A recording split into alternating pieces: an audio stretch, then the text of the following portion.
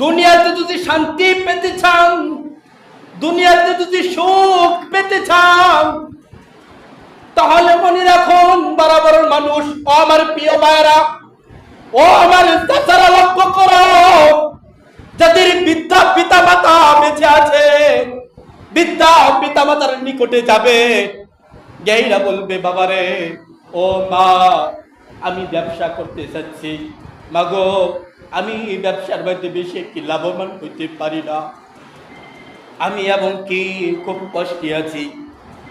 তোমার পিতা মাতাই পারে তোমাকে শান্তি দেওয়ার জন্য।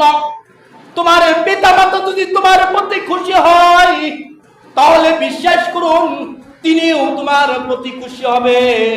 আলহামদুলিল্লাহি রাব্বিল আলামিন, যিনি গোটা পৃথিবীর মালিক, যিনি গোটা পৃথিবীর প্রশংসা তিনি একমাত্র পায়, তিনিও আপনার প্রতি খুশি হবে যদি আপনার প্রতি আপনার পিতা মাতা খুশি হয়। সুবহানাল্লাহ বলুন।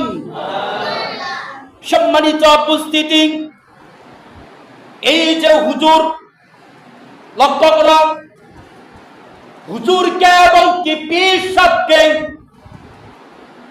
আপনি তেমন খুশি করতে পারবেন না। যেমন কেমন করে আমি একটু উদাহরণ দেই। আপনি দাওয়াত দিয়েছেন হুজুরকে, আপনার বাড়িতে খেয়েছে হুজুর, আপনি খাওয়াইলেন দেশি মুরগি এবং কি গরু খাওয়াইলেন, এটা হুজুর আপনার বাড়িতে খেয়ে অন্যর বাড়িতে আবারই খেতে গেছে। ওই আরেকজনে খাওয়াইলো দেশি মুরগি, গরু, ছাগলের গোশত। তাহলে আপনি যতটুকু তাকে খাওয়ায় খুশি করেছেন, ওই ব্যক্তি এর থেকে বেশি হুজুরকে খাওয়ায় খুশি করেছে। আর তারপরে আরেক বাড়িতে গেল খাইবার লেগা, তিনি আর অনেক কিছু আইটেম তিনি তৈরি করলো এবং কি ফল ফলান্তি খাওয়াইলো। একটা কথা ভাই মনে রাখুন, সারা জীবন তোমার মনে রাখতে হবে, পৃথিবীর কোনো মানুষকে তুমি খাওয়ায় খুশি করতে পারবা না।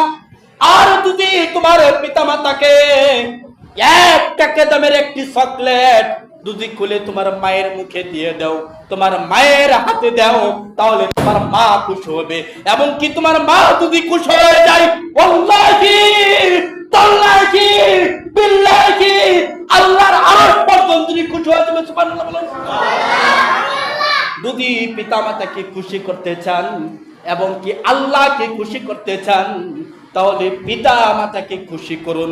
আর যদি পিতা মাতাকে যদি খুশি না করুন, পিতা মাতা যদি তোমার প্রতি বেজার হয়ে থাকে, আল্লাহ তোমার প্রতি বেজার হয়ে থাকবে। সম্মানিত উপস্থিতি, আল্লাহ রাব্বুল আলামিন আমাদের পিতা মাতার হক বুঝিবার তৌফিক দান করুক, বলেন আল্লাহুম্মা আমিন।